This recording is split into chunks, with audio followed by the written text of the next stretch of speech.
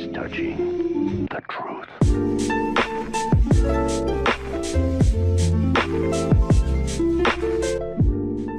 Alright, what is going on, guys? It's Havix here, and today I'm going to be making a video showing some updates that I've done on this arcade racer that you guys might have seen on my channel a couple weeks ago. So as you can see here, I'm too lazy to come up with a name, so I got that here. I don't actually remember if I had the menu done when I made the original video. Let me go check quick. No, okay, so the original video that I made didn't even have this menu here, so there's a couple things to show you here. So if you go into options, you see the camera kind of pans over. I really like the way that I did the camera here, and I've since used that in this other game that I'm working on, which I might not end up finishing, so I'm not really 100% proud of it. But yeah, pretty much camera just kind of goes to the certain area. So you can see options. Obviously it's like the little tool bench, and as you see here, there's audio, so you can change the engine volume, you can change the music volume. Effects volume doesn't do anything right now because I haven't set that up, but yeah. Then also video here, you can switch it to 1080p or any of these, and full screen and all that.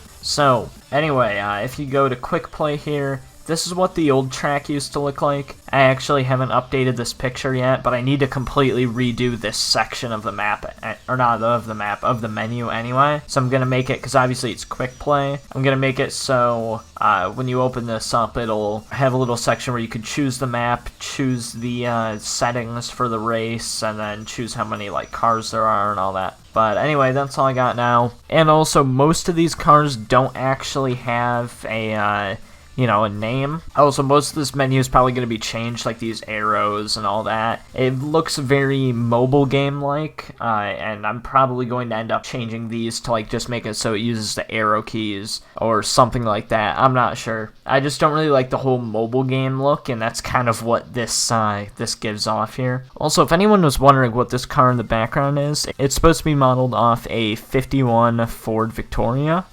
Just because, my dad has one, and I think it's pretty cool, so I just thought I'd recreate it in the game and just set it right here in the garage. It's like a little hidden thing there, if anyone really cared, which no one does, but, Anyway, you can see, I think I already said most of these don't have the names. A few of them do, a few of them don't. So you have the Carmen Stallion Dragster, which obviously from that, it's a Mustang. It's supposed to be a Fox Body drag car. Karachi Kitsune. I'm not Japanese. This is Clutch in Japanese, and then this is I think it's like Fox or something.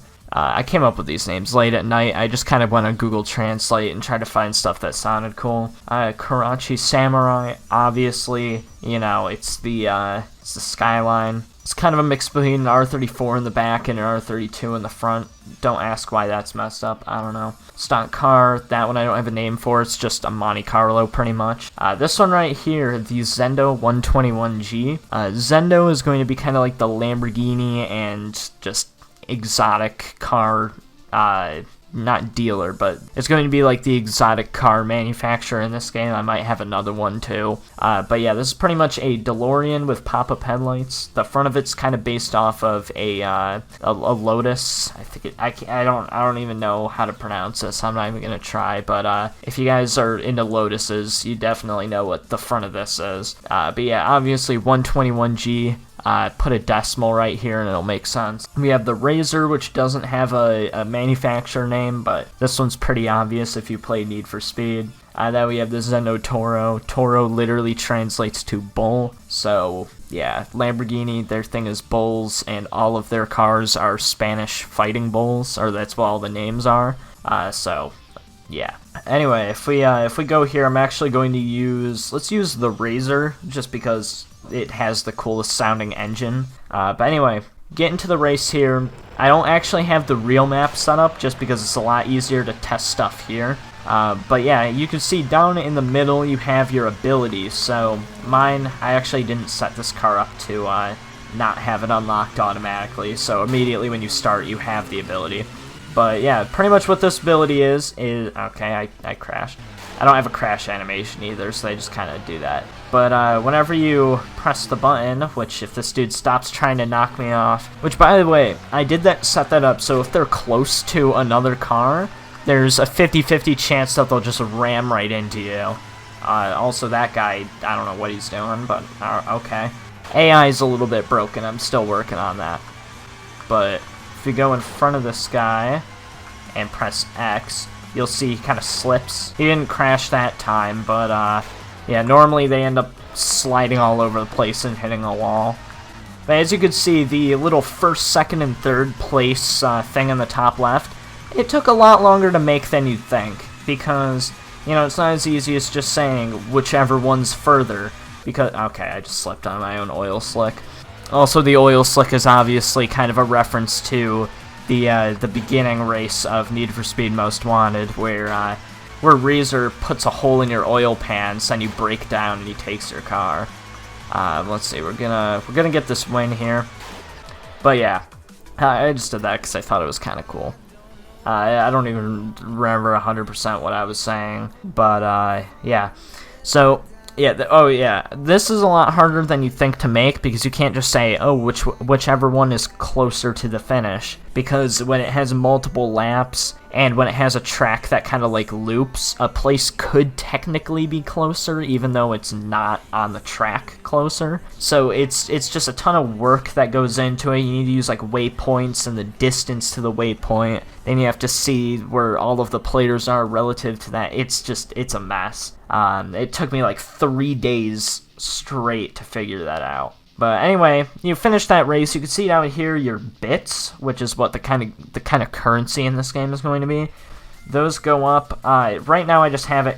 I think I have it like the position times your the time times like your score. So I'm gonna find an actual way to like get a good number depending on what you do in the race. You know what I mean?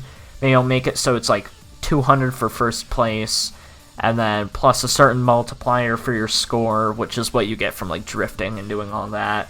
And then maybe for like takedowns or something, you'll get another multiplier. I don't know. But yeah, these don't have a use right now. They're just going to be used for unlocking new cars, getting performance upgrades, which I'm hoping to add. That's probably going to be something later, because I want to at least get the basics of the game working now, and then I'll start adding like, you know, visual customization, performance customization, stuff like that. But let's go to another car. This one I'll actually show you, the 121G, because obviously it's a DeLorean. I even got the little stainless steel texture on it. Also, if you guys haven't seen the first video on it, this game is supposed to be going for like a low poly kind of look. You know, it's not supposed to be super realistic, and that makes it so I can be a little bit more creative with the maps and with the cars and stuff like that. And also, I'm not the greatest at art, so it's just easier this way. That dude just yeeted me. But yeah, it makes it so like one of the ideas for the map is to have it so it's kind of like a Hot Wheels track, and I might not end up doing that because it's a lot of work to get everything looking right, because when you have a huge map, then it makes it so you have to make the shadows more higher detail, I guess, and that lags, so I might not end up doing that. But anyway, you can see here, I am still kind of messing around with the drifting physics. So with some cars it is a little bit weird, like with this one for example, you have to kind of let off the gas. Like you see here, it just doesn't really want to drift. So some of the cars are fine. Most of the rear wheel drive cars are perfectly fine. This one isn't. I actually don't know if I ended up making this one rear wheel drive or not. I might have kept it all wheel drive by accident. But yeah. Also, it has a rotary sound, because I heard somewhere that the DeLorean, or the DMC-12, was originally going to have a rotary in it. So I thought, why not? That's something kind of cool. Also, yeah, it has pop-up headlights when you press tab. That's a little thing there. Last thing I'll show you is the Mustang, because this one's probably the best controls-wise. I'm still obviously working on, you know, getting all the controls kind of tuned to be a lot more fun. I'm kind of, obviously from, you know, the title of the video and everything, it's inspired by Burnout, so it's going to have a lot of Burnout style things. Obviously you can see here takedowns, it's going to have like a road rage type mode, it's going to have stuff like that. It takes a lot of inspiration from Burnout and other arcade racers like that. So that's the kind of handling I want. I don't want like a Need for Speed style handling, where, well, at least the older games, where, you know, it's super like realistic, or not realistic, but there's no drifting. It's just super grippy. All right, these dudes keep hitting me. I'm going. Okay, yeah, that spawn point's a little bit messed up. So you just you do that. But I kind of want that like drifty arcade style feel, you know, just like the Burnout games, like I said, where you go around a corner at 150 miles an hour and you just kind of slide around it easily. And that's what I'm trying to get. It's just kind of difficult to get it tuned perfectly. Also, this is the ability for the dragster. You just kind of do a little wheelie. I thought that was kind of cool. It took me a while to make, but I just like how it looks, and also I got the red flames coming out. But yeah, all the cars are going to end up having an ability, and, you know, they're going to be able to do different things that'll help you in the race. Some of them would be able to jump over other cars. I have an idea to do something kind of like the squid from Mario Kart, where it kind of like blocks everyone's screen. I'm going to do something similar to that, but make it like a diesel truck, so then it just like, you know, when you use your ability, which is going to make it just like roll coal or something, and then that's going to cover the screens of everyone behind you. Stuff like that. It's just going to be like stupid little abilities that all the cars can do that'll be able to kind of add a little bit more to the gameplay than just, hey, crash into other people, like Burnout is. And also you can see I actually got really lucky with these two names, Striker and Atomica. You can see those are the two little voiceover hosts, I guess if you could call them that, from the Burnout games. And I just thought of adding those as like little Easter eggs. I'm gonna definitely do more names than just like the 6 that I have now.